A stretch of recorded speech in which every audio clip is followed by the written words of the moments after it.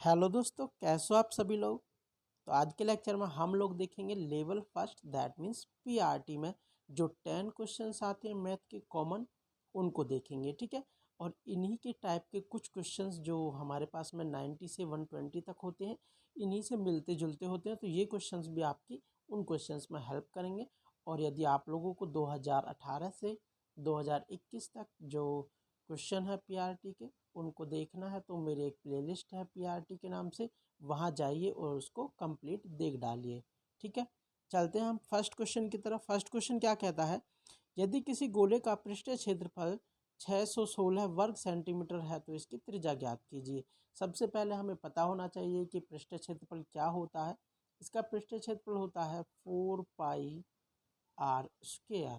ये हमारे पास दे रखा है 616। तो यहाँ से हम r² की वैल्यू कैलकुलेट करेंगे। r² इज इक्वल टू 616/4 पाई को हम लिख सकते हैं 22/7 आएगा, जो वो मल्टीप्लाई में चला जाएगा। एंड इसे 4 से कैंसिल करते हैं, 4 एकम 4, 4 पंजे 20, 4 चौक 16।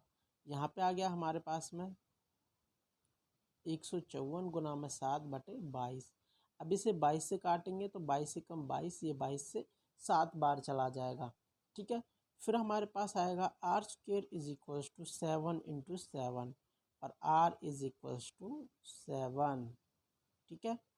ये r² को हम लिख सकते हैं r इंटू आर, तो ये भी हमारे पास हो जाएगा 1 r के बराबर 7। ठीक है। तो इसी टाइप के क्वेश्चंस हैं, बस ऑप्शन नंबर थर्ड हमारे पास में करेक्ट हो गया। चलते हैं नेक्स्ट क्वेश्चन की तरफ। Question number 62। यहाँ पे यदि x is equal to under the root, यहाँ पे दे रखा है 3018 plus under root 36 plus under the root 169। अब हमें पता है इस अंडर रूट 69 का मतलब होता है, 169 का मतलब होता है 13। तो यहाँ से हमारे पास हो जाएगा under the root 3018 plus under the root 36 plus 13, क्योंकि 13 बना दिया। अब ये हमारे पास हो जाएगा 49, 36 और 13 हो जाएगा 49, और 49 का रूट होता है 7। ये हमारे पास हो जाएगा अंडर द रूट 3018 प्लस 7। इनको ऐड करेंगे तो ये हमारे पास आ जाएगा 3025। अब हमारे पास में ये चीज़ आप लोगों को रिमेंबर रखनी है, यदि किसी भी वर्गमूल के अंदर 25 आ जाए, दैट मीन्स वो ऐसे संख्या का स्क्वायर हो, ऐसे संख्या का स्क्वायर होगा, मतलब ऐसे संख्या का वर्गमूल होगा जिसके पीछे 5 हो। दैट मीन्स एक 55 हो गया, एक 45 हो गया। केवल ऑप्शन यही दो ट्रू हैं। तो या तो हम इन्हें फैक्टर विधि से सॉल्व करके देख सकते हैं, उसमें थोड़ा टाइम लग जाएगा, लेकिन यदि हम ऑप्शन से करते हैं, केवल दो ऑप्शनों में से कोई भी है। तो यदि हम 55 का देखते हैं, तो 55 का स्क्वायर करने के लिए हम क्या करते हैं, पहले 5 का स्क्वायर यहाँ पे लिख देते हैं 25, एंड देन जो 5 होता है इसमें एक प्लस करके 5 30। यहाँ से हो जाता है हमारे पास में ये 30 25। तो ये आंसर हमारे पास है 55 ही इसी का आंसर है। और 45 का देखेंगे तो 20 25 आने वाला है सॉल्यूशन। ठीक है। नेक्स्ट क्वेश्चन पे चलते हैं। नेक्स्ट क्वेश्चन हमारे पास दे रखा है 0.7, इसके ऊपर बार लिखा हुआ है, प्लस 0.6 के ऊपर बार है, माइनस 0.5 के ऊपर बार लिखा हुआ है। तो इस टाइप की जो बार वाली इक्वेशन होती है, मतलब बार वाला नंबर होता है, पहले उसको हम फ्रैक्शन में कैसे कन्वर्ट करते हैं ये सीखते हैं। तो फ्रैक्शन में जैसे उसे हम पहले y के इक्वल मान लेते हैं या फिर x के इक्वल मान लेते हैं। x इज इक्वल्स टू 0.7 के ऊपर ये बार है। ठीक है। यदि अब हम इसमें 10 की मल्टीप्लाई कर देते हैं तो ये 10x हो जाएगा, एंड ये हमारे पास में 7 यहाँ आ जाएगा 0.7 के ऊपर, फिर उसे बार आ जाएगा, क्योंकि 7 बार बार रिपीट हुआ पड़ा है यहाँ, तो ये तो सेम एज इट इज़ आएगा। अब यदि इसमें से हम घटा देते हैं तो ये 9x हो जाएगा, एंड ये पीछे वाली टर्म सारी कट जाएगी, ये 7 बचेगा। x is equals to 7/9। ठीक है। यहाँ बचा 7/9। अब आप देख सकते हो यहाँ 7 था तो 7/9 हुआ, और दूसरी टर्म में हमारे पास में y मान लेंगे तो उसको आ जाएगा 6/9, एंड लास्ट टर्म हमारे पास आ जाएगी वो 5/9। अब हमें क्या कैलकुलेट करना है, ये चीज़ हमारे पास में मैंने एक कैलकुलेट किया और बाकी सारी एज इट इज़ बता दी क्या है। तो हमें कैलकुलेट करना है x plus y minus z type से। तो 7/9 प्लस 6/9 माइनस 5/9, एलसीएम लेंगे तो ये 9 आ जाएगा, 7 6 13, ये 13 में से 5 जाएगा तो 8/9। तो ऑप्शन नंबर हमारे पास सेकंड करेक्ट है, 8/9। ठीक है, आप लोगों को सबसे पहले जो फ्रैक्शन ये बार वाला नंबर होता है उसको फ्रैक्शन फॉर्म में कन्वर्ट करना आना चाहिए। मैंने कन्वर्ट करना बता दिया आप लोगों को। अब चलते हैं नेक्स्ट क्वेश्चन की तरफ। यदि आप लोगों को लेक्चर पसंद आ रहा है तो प्लीज़ इसे सब्सक्राइब कीजिए एंड अपने दोस्तों के साथ शेयर ज़रूर कीजिए, ताकि सभी लोगों को आसानी से जो कॉमन वाला पार्ट होता है वो भी समझ आ जाए। और पीआरटी के लिए तो यह लेक्चर बहुत ही इम्पोर्टेंट है पीआरटी में, क्योंकि जो 30 क्वेश्चन होते हैं वो भी इन्हीं से मिलते जुलते आते हैं लास्ट में। आप लोग देख सकते हो, मैंने प्लेलिस्ट बना रखी है, इसके डिस्क्रिप्शन में भी डाल दूंगा मैं इसका लिंक प्लेलिस्ट का, और आप जाके खुद से भी देख सकते हो। हमारे पास है what is the HCF of 5/6 10/18 25/36। यदि हमें HCF पूछा हुआ है तो इस टाइप से फ्रैक्शन वाले नंबर का हम क्या करते हैं, जो न्यूमरेटर होता है उनका हम HCF निकाल लेते हैं एंड जो डिनोमिनेटर होता है उनका हम LCM निकाल लेते हैं। HCF निकालेंगे 5 10 15 और LCM निकालेंगे 6 18 36। इसका HCF हमारे पास में 5 आने वाला है एंड इनका LCM हमारे पास में 36 आने वाला है। तो 5/36 ऑप्शन नंबर फर्स्ट इसका करेक्ट है। LCM 5 क्यों आने वाला है, क्योंकि 5 ही एक ऐसा नंबर है जो तीनों को डिवाइड कर रहा है, बड़े से बड़ा। या फिर आप लोग इसे देख भी सकते हो खुद से करके, ये तो 5 ही हो जाएगा एंड इसको 10 को लिख सकता हूँ 5 गुना 2 और 15 को लिख सकता हूँ 5 गुना 3। जो तीनों में कॉमन आता है वही नंबर हमारे पास होता है। तो तीनों में कॉमन 5 है, तो 5 HCF हुआ था। और LCM के लिए हमारे पास में बड़ी से बड़ी संख्या होती है जो सबसे डिवाइड हो जाती है। यहाँ पे बड़ी से बड़ी संख्या 36 है, ये 6 से भी डिवाइड होती है, 18 से भी होती है और 36 से भी डिवाइड होती है। जल्दी है, आप लोगों को LCM में कोई प्रॉब्लम है तो मेरे LCM का लेक्चर है LCM HCF का, वो जाके देख सकते हो। ठीक है, इसका आंसर आ गया 5/36। या फिर यहाँ पे तो हमें HCF पूछा हुआ था, यदि LCM पूछा जाए तो ऊपर वाले नंबर का LCM निकाल देंगे और नीचे वाले नंबर का HCF निकाल देंगे। ठीक है, सेम है दोनों मेथड। जो पूछा हुआ है ऊपर वाले नंबर का वो निकालो और नीचे वाले नंबर का अपोजिट वो निकाल दो LCM। ठीक है, चलते हैं नेक्स्ट क्वेश्चन की तरफ। यहाँ दे रखा है कितने प्रतिशत वार्षिक सरल ब्याज की दर से कोई धनराशि 8 वर्ष में स्वयं की दोगुनी हो जाती है। कोई धनराशि स्वयं की दोगुनी हो जाने का मतलब क्या है, जो वो मूलधन है हमारे पास में वो P है, प्रिंसिपल अमाउंट P है एंड उसका ब्याज भी है जो वो भी P हो जाता है। तो हमारे पास में क्या हो जाएगा, P प्रिंसिपल मतलब ब्याज is equals to principal into rate into time upon 100। यही फॉर्मूला है, यहाँ पे P से P कैंसिल ही हो जाएगा, तो यहाँ से निकल जाएगा रेट इज इक्वल्स टू 100/8। तो 4 से कट करेंगे 2, यहाँ पे हमारे पास 25 हो जाएगा and R is equals to 12 सही 1/2%। ठीक है, ऑप्शन नंबर सेकंड हमारे पास करेक्ट है। ये प्रिंसिपल है एंड ये हमारे पास में इंटरेस्ट है। ठीक है, यदि प्रिंसिपल अमाउंट और इंटरेस्ट अमाउंट बराबर होगा तब जाके साधारण ब्याज दोगुना हो जाएगा, जो अमाउंट है फाइनली वो दोगुना हो जाएगा। तो मैंने यहाँ पे इंटरेस्ट भी बराबर रख दिया है P के और सॉल्व किया है तो R बराबर 12 से 1/2 आ गया। चलते हैं नेक्स्ट क्वेश्चन की तरफ। यहाँ पे है एक रेलगाड़ी 700 मीटर लंबी है और 72 किलोमीटर प्रति घंटे की रफ्तार से चल रही है। जब भी हमारे पास में लेंथ हमारे पास मीटर में दे रखी हो और स्पीड किलोमीटर में दे रखी हो तो उसे हम मीटर पर सेकंड में कन्वर्ट करेंगे। स्पीड को मीटर पर सेकंड में कन्वर्ट करने के लिए मैंने बता रखा है, यहाँ पे 72 दे रखा है तो 5/18 कर देंगे। 18 से 4 बार ये हो जाएगा 20 मीटर पर सेकंड। जो स्पीड है ट्रेन की वो हो गया 20 मीटर पर सेकंड। फिर कह रहा है ये यदि वह एक गुफा को 1 मिनट में पार कर सकती है तो गुफा की लंबाई ज्ञात कीजिए। ये मैंने लास्ट लेक्चरों में भी बताया हुआ है, जो कॉमन मैथ वाला सिलेबस चल रहा है उसके प्रीवियस लेक्चर्स में बताया हुआ है। इसका जो फॉर्मूला होता है वो क्या होता है, स्पीड हमारे पास होती है, स्पीड, ये speed is equals to train की length, length of train plus में लेंथ ऑफ गुफा। ठीक है, इसको थोड़ा लेंथ ऑफ ट्रेन हो गई और लेंथ ऑफ गुफा हो गई अपॉन में ये टाइम हो जाता है, ये स्पीड के बराबर है। ठीक है, अब हमारे पास में जो जो चीज़ दे रखी है वो वैल्यूज़ पुट कर देंगे। स्पीड दे रखी है 20, ट्रेन की लेंथ दे रखी है 700 और गुफा की लेंथ हमें कैलकुलेट करनी है एंड टाइम दे रखा है 1 मिनट। 1 मिनट को हमें सेकंड में लेना है क्योंकि जो स्पीड है हमारे पास वो सेकंड में है। तो ये हमारे पास 60 हो जाएगी, क्रॉस मल्टीप्लाई करेंगे तो यहाँ से हमारे पास कितना हो जाएगा, ये 700 प्लस लेंथ ऑफ गुफा इज इक्वल्स टू 6×2 12, ये 1200 हो जाएगा। लेंथ ऑफ गुफा is equals to 1200 minus 700 is equals to 500।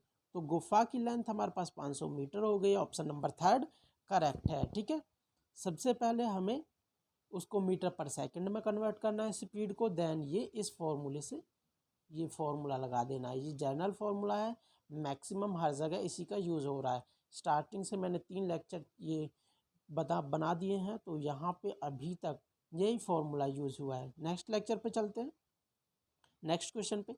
यहाँ पे है, एक व्यक्ति 400 आमों के क्रिया मूल्य पर 320 आम बेच देता है।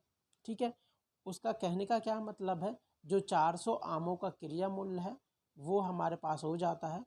दैट मीन्स इसे हम कर सकते हैं, यहाँ पे है कि 400 आमों का जो क्रिया मूल्य है वो x मान लेते हैं एंड यहाँ पे जो 300 आमों का विक्रय मूल्य है वो भी x हो गया है। ठीक है, तो सबसे पहले मैं इस चीज़ को और इस चीज़ को थोड़ा कट कर लेता हूँ, फ्रैक्शन थोड़ा छोटा हो जाएगा। 1 0 से 1 0 कैंसिल हो जाएगी, फिर इसे 8 से कट करूँगा तो ये हमारे पास 5 हो जाएगा और ये हमारे पास 4 हो जाएगा। अब हमारे पास में सिंपली क्वेश्चन क्या बन गया है कि 5 आमों का क्रिया मूल्य x है एंड 4 आमों का जो विक्रय मूल्य है वो भी x है। तो अब हमें आमों की संख्या इक्वल करनी है। आमों की संख्या इक्वल करने के लिए क्या करेंगे, ऊपर हमें 4 से मल्टीप्लाई कर देंगे, यहाँ पे 5 से मल्टीप्लाई कर देंगे, ये हो जाएगा 20, ये 4x हो जाएगा एंड ये भी 20 हो जाएगा, देन ये 5x हो जाएगा। ये CP है हमारे पास में और ये वाला SP है। तो यहाँ से हमारे पास कितना हो जाएगा, एक x का इसे ये घटाते हैं तो हमारे पास में एक x का हमें लाभ हुआ है, कितने पे हुआ है, 4x पे। एंड परसेंटेज निकालने के लिए इनटू में 100 करेंगे, एक x कट जाएगा एंड 4 से इसे डिलीट करेंगे तो ये 25 आ जाएगा। That means 25%। तो ऑप्शन नंबर हमारे पास जो 4th है वो सही हो जाता है। सबसे पहले हमें क्या करना है, जो गिवन राशि है उसको सही से फ्रैक्शन को थोड़ा सा डिलीट करके ये 5 एंड 4 में कन्वर्ट हो जाएगा, ये 5 हो जाएगा, ये 4 हो जाएगा। फिर इन दोनों चीज़ों को हमें इक्वल करना है। ये इक्वल करने के लिए ऊपर 4 से मल्टीप्लाई एंड नीचे 5 से मल्टीप्लाई करी। ठीक है, फिर सिंपली ये CP हो गया, SP हो गया, ये फॉर्मूला लगा दिया हमने, ये SP minus CP upon CP into में 100, ये फॉर्मूला लगाया हुआ है। चलते हैं नेक्स्ट क्वेश्चन की तरफ। नेक्स्ट है हमारे पास में, ए किसी कार्य को 24 दिन में कर सकता है, ए किसी कार्य को 24 दिनों में कर सकता है। फिर कह रहा है, यदि बी की कार्य क्षमता ए से 60% अधिक है तो उसी कार्य को करने में बी कितना टाइम लेगा। मतलब जो बी की कार्य क्षमता है वो ए से 60% अधिक है, ए की कार्य क्षमता तो है ही है और ए की 60% और है। ठीक है, 1 0 से 1 0, ये हमारे पास आ गया 3/5। एलसीएम ले लेते हैं, ए प्लस 3/5 ए का, तो ये हमारे पास हो गया है 5 3 8/5। ठीक है, जो ए की कार्य क्षमता है वो तो हमारे पास में, ये बी की कार्य क्षमता ए के 8/5 के बराबर है, तो हम टोटल कार्य 24 ही मान लेते हैं। तो बी की कार्य क्षमता ये है, कितने दिन में करेगा वो कार्य, डेज निकालने के लिए 24 को डिवाइड कर देंगे 8/5 से, ये हो जाएगा 24/8 इंटू 5, 8 से 3 बार कटेगा, दैट मीन्स 15 हो जाएगा। ठीक है, तो ऑप्शन नंबर थर्ड हमारे पास में करेक्ट हो जाएगा। यहाँ से क्या करना है, सबसे पहले बी की कार्य क्षमता निकालनी है, कितनी हो जाती है, ए की कार्य क्षमता से 60% अधिक है, तो ए की तो है ही है, देन उसमें 60% और ऐड करेंगे तो ये बी की कार्य क्षमता निकल के आ जाएगी। और टोटल काम हमारे पास में 24 है, जितने दिनों में ए करता है वो टोटल काम हो गया, एंड उसको हम बी की कार्य क्षमता से डिवाइड कर देंगे तो हमारे पास में टोटल डेज निकल जाएंगे, बी कितने दिनों में करेगा। नेक्स्ट क्वेश्चन, नेक्स्ट है, यदि किसी वर्ग की लंबाई और चौड़ाई को क्रम से 30% और 20% बढ़ा दिया जाए तो बनने वाले नए आयत का क्षेत्रफल वर्ग के क्षेत्रफल से कितना प्रतिशत अधिक हो जाएगा। मतलब हमें निकालनी है कि जो पहले क्षेत्रफल था अब उसमें कितने परसेंट की बढ़ोतरी हुई है। इस चीज़ को निकालने के लिए हमारे पास एक फॉर्मूला होता है, ये मैंने कई बार बताया हुआ भी है अपने लेक्चर्स में, कि x + y + xy/100। यदि प्रॉफिट होता है, यदि इंक्रीज होती हैं चीज़ें तो प्लस प्लस लेके चलते हैं, यदि डिक्रीज होती हैं उनको हम नेगेटिव साइन से डिनोट करते हैं। तो यहाँ पे तो दोनों हमारे पास इंक्रीज हुई हैं 30% और 20%, तो 30 + 20 प्लस दोनों की गुना करेंगे 30 और 20 की, तो ये 600/100, 100 से ये 2 जीरो कैंसिल हो जाएंगे 50 + 6 = 56। तो ऑप्शन नंबर हमारे पास में फर्स्ट है वो करेक्ट है। अब चलते हैं नेक्स्ट क्वेश्चन की तरफ। नेक्स्ट है, यदि एक वृत्त का क्षेत्रफल a है और त्रिज्या r है तो परिधि c को निम्नलिखित में से कौन सा सत्य है। मतलब जो हमारे पास ये रिलेशन दे रखा है तो निम्नलिखित में से कौन सा सत्य है। तो हमारे पास में जो पेरीमीटर जो परिधि होती है c, वो हमारे पास हो जाती है c = 2πr। ठीक है, यदि हम अब एरिया भी लेके आना है कहीं ना कहीं से तो r से ऊपर मल्टीप्लाई कर देते हैं और r से नीचे मल्टीप्लाई कर देते हैं, तो ये हो जाएगा 2πr² ये r हो जाएगा। तो ये हमारे पास एरिया बन जाएगा, दैट मीन्स 2ra, ये c के इक्वल हो गया। अब क्रॉस मल्टीप्लाई कर लेते हैं, थोड़ा क्रॉस मल्टीप्लाई करते हैं तो ये हो जाएगा, ये हमारे पास हो जाएगा CR = 2a। अब जो भी ऑप्शन इसको सेटिस्फाई कर रहा है वही है इसका आंसर। तो हमारे पास फर्स्ट ऑप्शन CR = 2a, तो यहीं से हमारे पास करेक्ट हो जाता है। यदि ये ऑप्शन लास्ट में लिखा मतलब कहीं भी लिखा मिलता या फिर इस टाइप का नहीं होता, जैसे ये इस टाइप का CR = 2a इस फॉर्म का नहीं होता, तो हम ऑप्शंस को भी सॉल्व करके देख लेते। जैसे इस फॉर्म में दे रखा है तो देखते तो 2c क्रॉस मल्टीप्लाई करके 2c = AR आ रहा है, तो ये इसके इक्वल नहीं है, मतलब गलत हो जाता। इस टाइप से भी हम सॉल्व करके देख लेते हैं। ठीक है, अब चलते हैं नेक्स्ट क्वेश्चन की तरफ। ये हमारा लास्ट क्वेश्चन है, इसमें है 281 × 15 × 16 × 18 के गुणनफल का इकाई का अंक, कि यदि हम इनको गुना करें तो फाइनली इकाई का अंक क्या आने वाला है ये हमें बताना है। इससे पहले यदि आप लोगों को लेक्चर पसंद आ रहा है तो चैनल को सब्सक्राइब कीजिए एंड बेल आइकन को दबाना न भूलें। तो यहाँ पे यूनिट इकाई का अंक निकालने के लिए, इसको हम यूनिट डिजिट भी बोलते हैं, ये चीज़ निकालने के लिए हम क्या करते हैं, जो गुणन जिस चीज़ की हमें गुना करनी होती है उनका भी हम इकाई का यूनिट डिजिट ले लेते हैं और उनकी गुना करते हैं। 1 हो गया, 5 हो गया, 6 हो गया एंड 8 हो गया। ठीक है, अब इनकी गुना करेंगे तो 5 × 5, फिर यहाँ से हो जाएगा 5 × 30 हो जाएगा, ये 5 × 5 हो गया इधर का, फिर 6 में मल्टीप्लाई करेंगे तो 5 × 30 हो जाएगा, फिर 8 के साथ मल्टीप्लाई करेंगे तो यहाँ से ये तो 0 ही होगा, 8 से 24, 240।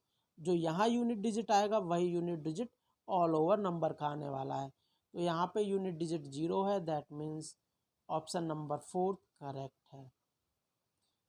तो आज के लेक्चर में बस इतने ही क्वेश्चन। यदि आप लोगों को लेक्चर पसंद आया है तो चैनल को सब्सक्राइब कीजिए, बेल आइकन को दबाइए, अपने दोस्तों के साथ शेयर कीजिए ताकि वो भी 10 में से 10 मार्क्स को प्राप्त कर सके। लेकिन यहाँ पे हमारे पास में यहाँ पे 11 क्वेश्चन आए हुए हैं मैथ के, तो 11 नंबर प्राप्त कर पाओगे आप। ठीक है, और इससे पहले कोई लेक्चर नहीं देखे हैं तो मैंने और भी लेक्चर बना रखे हैं, जो कॉमन मैथ के ऊपर हैं, टीजीटी, पीजीटी एंड पीआरटी तीनों के लिए कॉमन सिलेबस चल रहा है। पीआरटी में थोड़े से सिंपल क्वेश्चन आते हैं। तो ये वाला जो से लेक्चर था पीआरटी के वाले क्वेश्चंस का था। तो चलते हैं, मिलते हैं नेक्स्ट वीडियो में। Take care, bye bye, thank you.